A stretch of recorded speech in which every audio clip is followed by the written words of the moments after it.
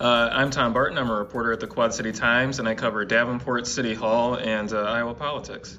Well, what I love about my job is it's never the same day to day. News is such a dynamic and ever-changing thing, and especially in today's day and age with COVID and with the political climate that we're in. I mean, it seems like things change hour to hour, not just day to day.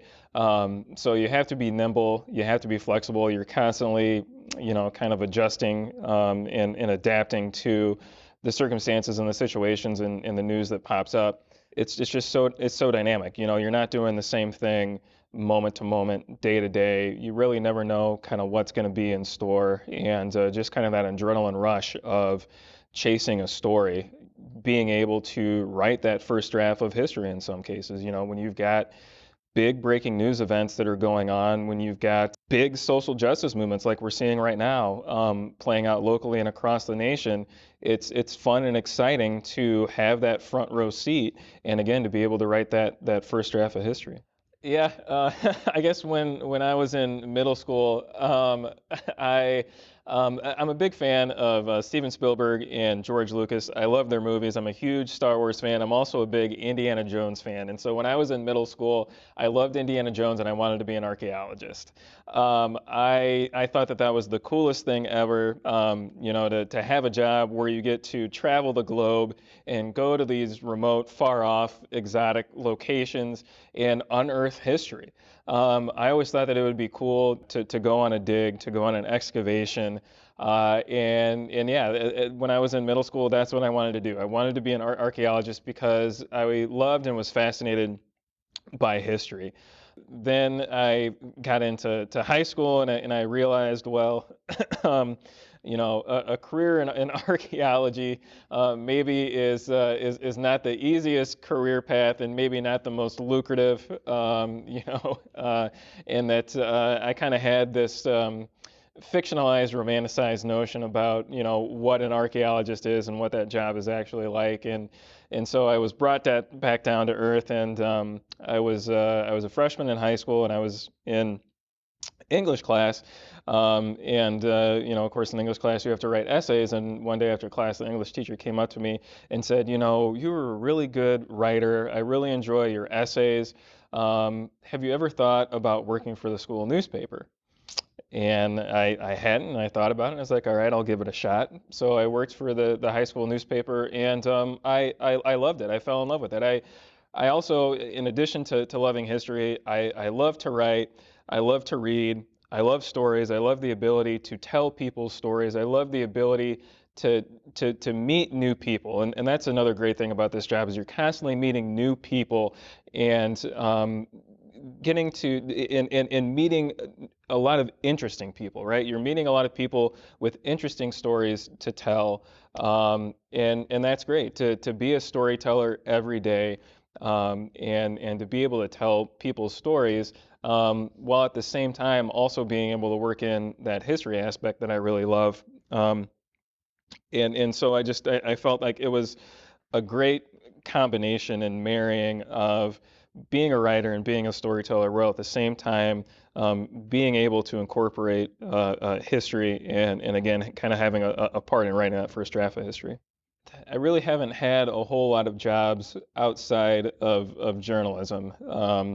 My first ever job was an umpire for Little League baseball games, and that was rough. I will be honest, I was terrible. I was a terrible umpire. I really was. I was so bad at it.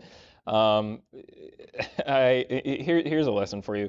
If you're going to have a job, no matter whatever the job is, make sure you're prepared, make sure you do the work, make sure you do the research. I just kind of flipped through the rule guide, the rule book, and figured that was going to be good enough, and it wasn't.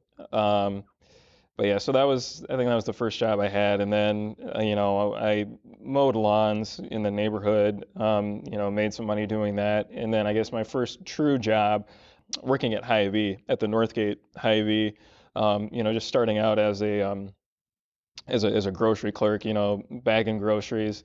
and then later worked in the frozen and dairy departments, stocking the shelves and stuff like that. I firmly believe that everybody at some point in their life should have to work a retail or service industry job. I think everybody needs to have that experience and develop that skill set of being able to work with customers and relate to customers because it's applicable to, I think, any job you have. To be able to develop that patience, to be able to develop that, kind of rapport and just just being in that situation, I think, is incredibly valuable because it teaches you so many of the soft skills that are applicable to any job that you have. My my career path was one that was never very straight. It was very winding. Unfortunately, the reason for that has to do with the financial pressures and the changes that the industry is facing right now. When I graduated Iowa State University, I was lucky and fortunate enough to get a job right out of college working for the Des Moines Register. I had been interning for them over the summer, and then that turned into a full-time position in the fall. And I was at the Des Moines Register for about 3 years. But during those 3 years, this was the throes of the recession. But even before the recession, the newspaper industry financially wasn't doing that well. And this wasn't unique to the Register. This happened at newspapers across the country. But they just started downsizing the newsroom and getting rid of people. And over those 3 years, slowly, the news staff in the newsroom shrank, and it was hard to see. And eventually, I left the Register and made my way actually down to South Carolina. Never expected myself to move to South Carolina and to be living in the South as someone who's been born and raised in the Midwest and a native of Davenport. But it was one of those situations where if you love the job, if you love what you're doing and you want to stay in the industry, you kind of have to go where the jobs are, and there weren't a lot of jobs to be found. So actually, yeah, I found myself in South Carolina and lived down there for quite a few years, and it was a great experience. It was a bit of a culture shock. I loved it. I enjoyed it. I got to live and see a different part of the country that I'd never been exposed to before, and I got to learn a lot about a part of this nation's history. You're taught in grade school, and you learn a little bit from the textbooks, but it's a different thing to actually be down there and to talk to people whose ancestors were slaves, and to see the battle sites and to see the monuments and to talk to the historians and the politicians and to learn a little bit more about that side, that aspect, that part of the nation's history. That was great.